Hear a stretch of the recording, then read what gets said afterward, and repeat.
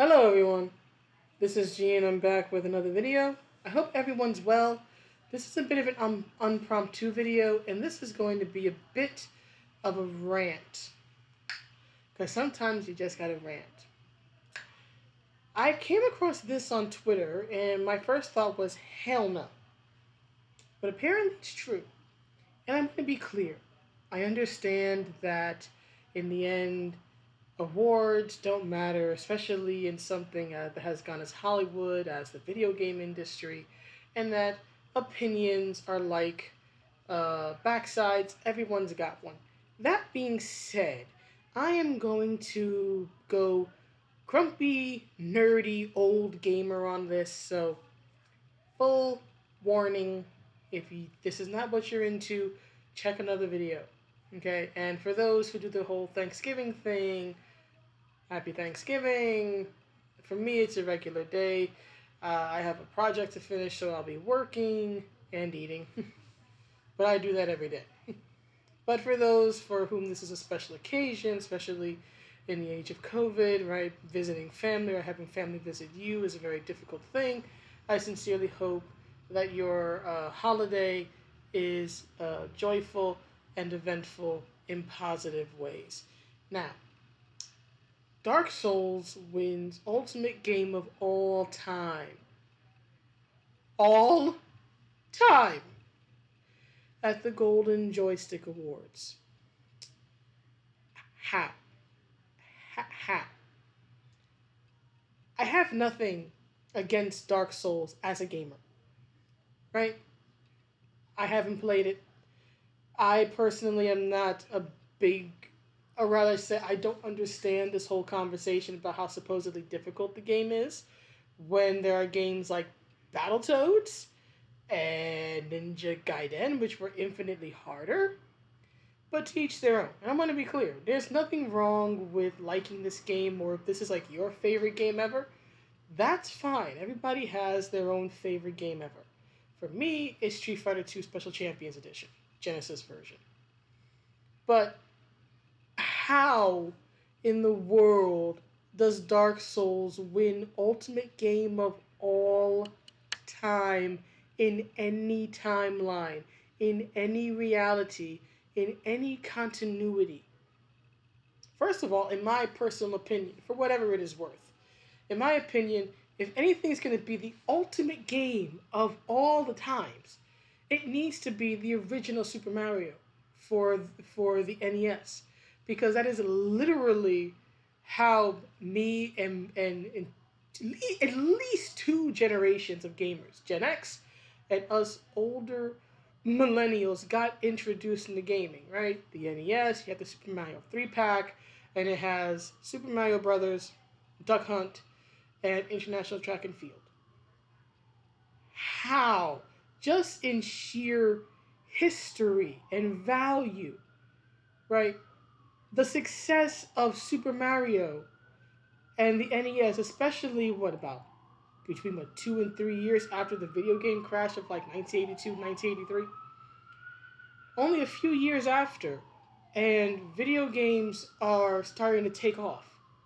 So just for that alone, being the literal start point of gaming for at least two generations of gamers. I'm literally as old as modern gaming. I'm going to be 37 in January. God willing, I make it. How is Dark Souls the ultimate game ever? What historical value does this game have that is anything near that being the literal origin of modern video games? Not to discount the Atari 2600 or other games or arcade games that came previously. But for many people, right, when they think of their first video game, it's going to be the NES Super Mario Brothers. It's the Super Mario 3-pack. So I don't understand this at all. Maybe it's just old woman being old woman, but how? How? When there are so many other games that have literally made history. How in the world does Dark Souls win Ultimate Game of All Time for anything? For its genre or for games ever made? Let me continue.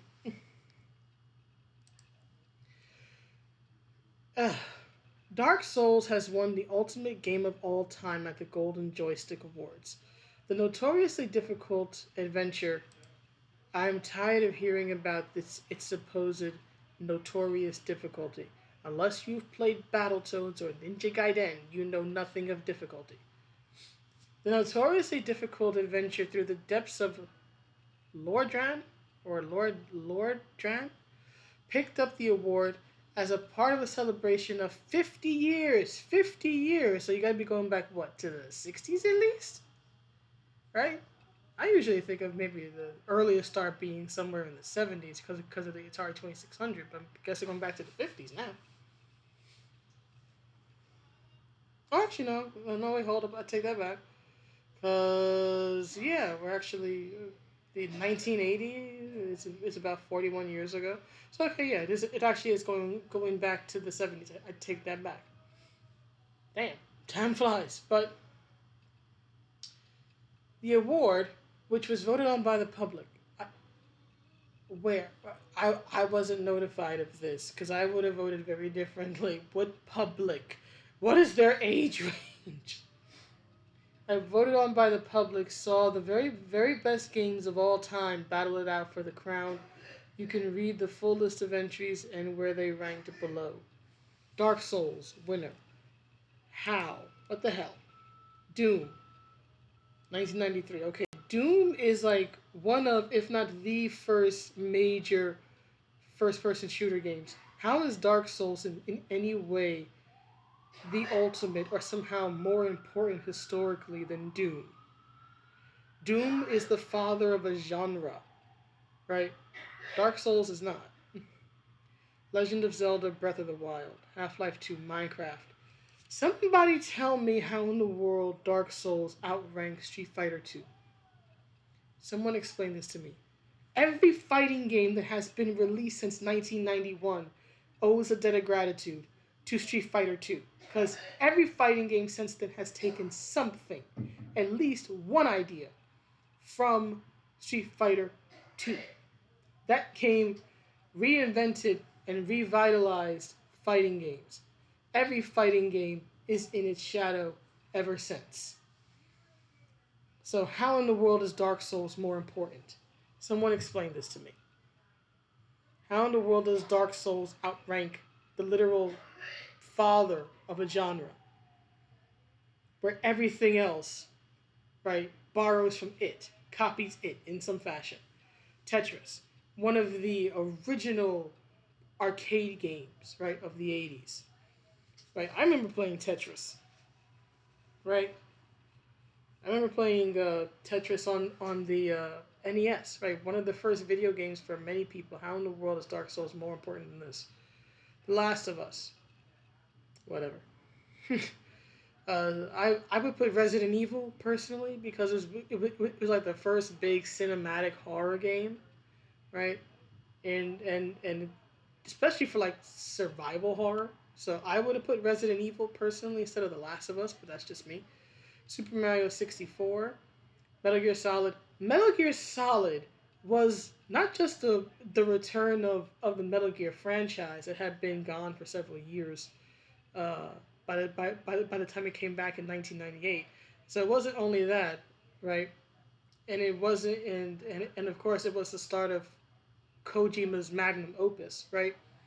But it is pretty much the father of the stealth genre as we understand it, right? The stealth mechanics, right? Stealth action adventure games. Like Splinter Cell copied it, Siphon Filter copied it. What is it? The Agent 47 games. I don't know their proper name, right? But those games copied and borrowed from Metal Gear. And yet, Dark Souls is somehow the ultimate? No. Halo Combat Evolved, Super Mario Bros. 3. Super Mario Bros. 3 needs to be ranked higher. That should be like top three, honestly. I was not a big Nintendo fan growing up. I'm still not their biggest fan, but that game is iconic.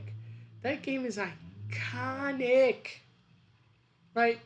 And it's the second Super Mario game most people played, especially in America. Because you had Super Mario, you had Super Mario 2, which did not do very well, wasn't exactly a great game. And then a Super Mario 3, right? That was like the Super Mario game. And for many people, it still is considered one of the best Super Mario games, or just plain best games that Nintendo ever made, or just ever made in general. That game's a work of art. How in the world does it rank so low? I do not understand this. I don't get it. Grand Theft Auto 5. What you mean to say is Vice City, and prior to that, GTA 3, because GTA 3 is the originator of the modern uh, uh, sandbox game. Every GTA since then owes a debt of gratitude to GTA 3, and every game that has an open world, like the Assassin's Creed series, owes a debt of gratitude to GTA 3. GTA 3 is why Rockstar can muck it up 20 some years later. And Portal, okay, Portal deserves respect. Call of Duty Modern Warfare, Pac Man. Pac Man again, an iconic arcade game. How the hell does it rank this low? Super Mario Kart, okay, fine. Space Invaders, that should certainly be on this list and it should be much higher. SimCity, okay. Pokemon Go, I wouldn't put it on this list, but okay. But what about the first Super Mario game? That's not listed here. How the hell do you have other entries of Super Mario, but you don't have the original Super Mario Brothers? You don't have the original Duck Hunt. You don't have Sonic 1 or Sonic 2. Sonic 2 is a freaking work of art. The colors, the soundtrack, oh my lord. Like, that game literally needs to be preserved. It is so beautiful. Just as a work of art, it is beautiful. I have never been a fan of platformers, but just artistically, that game is amazing. You don't have those. You don't even have Mortal Kombat, the very first MK game. The game that challenged decency standards at the time for what an arcade game and later on a home console could show as regards violence and gore. The video game that is the reason why you have politicians trying to control video games, and you have organizations like the ESRB, and they don't even get a mention in this list. Are you serious? You don't have Final Fantasy anything. How? You don't have the original Final Fantasy game, which is what literally saved Squaresoft. You don't have Final Fantasy VII, which is a modern classic. How? How is this in any way considered a valid list? Someone explain this to me. You don't have the original Castlevania. You don't have the Legend of Zelda anywhere on here. You don't have. Well, sorry, they have Breath of the Wild. I will give them that, but they don't have Legend of Zelda. They don't have Link to the Past. They don't have Ocarina of Time. How? How? No sports titles. No Madden. How? You don't have GoldenEye for the shooters. You don't have Perfect Dark, which to this day is considered one of the is considered like the spiritual successor to that. You don't have Tomb Raider, right? One of the first games to really go big in the mainstream, right? You have a what would I call it? I guess a video vixen in a sense in Lara Croft, right? Like the literal poster girl for PlayStation in the 90s, right? In mid 90s going on, right?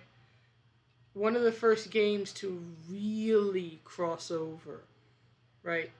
You had the movie with Angelina Jolie and everything else. Again, just so many franchises and so many video games have come out. No doubt, you could name some yourself because I know I've missed many.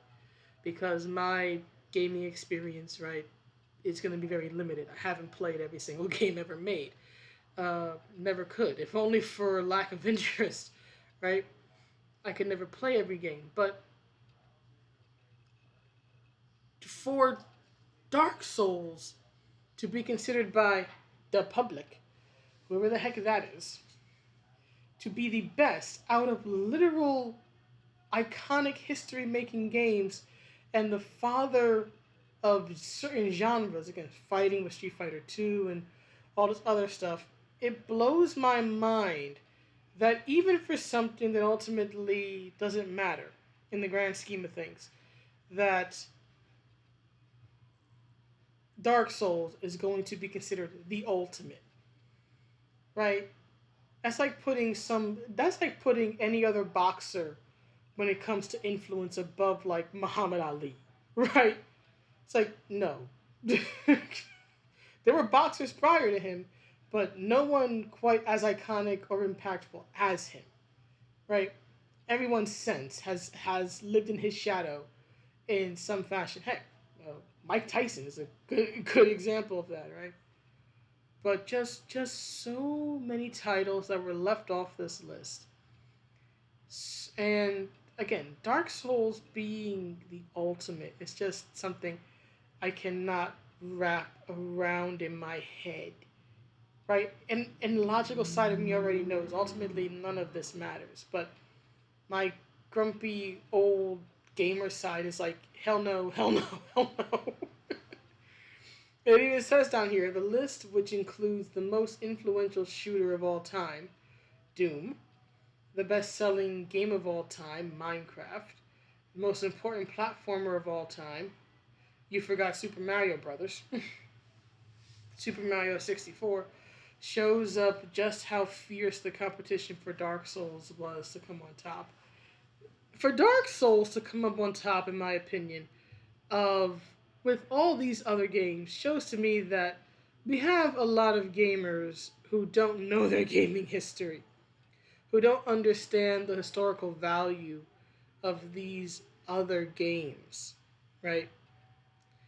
And on the one hand, I understand that, right? Time flows in one direction. What was new in your day is old in another, and it gets rehashed even uh, later on and everything. But still, it's like so many iconic titles not listed, so many iconic titles put lower on the list than they should be, all for Dark Souls. Like, seriously, what the hell is The Last of Us even doing on this list? When you could have Resident Evil. I I don't get it. I don't get it. I mean, there's not even any sports titles. I mean, no NBA Jam, no nothing. No Madden NFL, no Temco Super Bowl. Really, nothing. No Bulls versus Blazers. Nothing. Uh, uh, uh. I'm calm. I'm calm. I'm calm. Anyway, that's the video. If I continue, I'll just start mentioning more games that I think are much better, like Streets of Rage 2, and I'll never stop. So this has already gone on like too long. But anyway, for whatever it's worth, these are my opinions. Again, for those who like Dark Souls, I don't think Dark Souls is a bad game. As a game, I'm indifferent on it. I have no problem with it as a game. I simply can't agree with this headline of ultimate game of all time. There are too many video games that came before it that made a much larger impact, that gave birth to literal genres, franchises that are still going on to this day. Street Fighter is over 30 years old. I think the first one came out in like 1987. We're in 2021. It's over 30 years old. Same thing with Super Mario. Mortal Kombat's coming up on the 30-year anniversary, I think, next year. No. No. Dark Souls is a good game. Dark Souls maybe in time becomes even an iconic game. But ultimate game of all time? Hell no. That is the original Super Mario Brothers for the NES. Know your history and show some respect. Anyway, that's the video. Please let me know what you think, and I will see you on the next one. Have a good day or night wherever you are.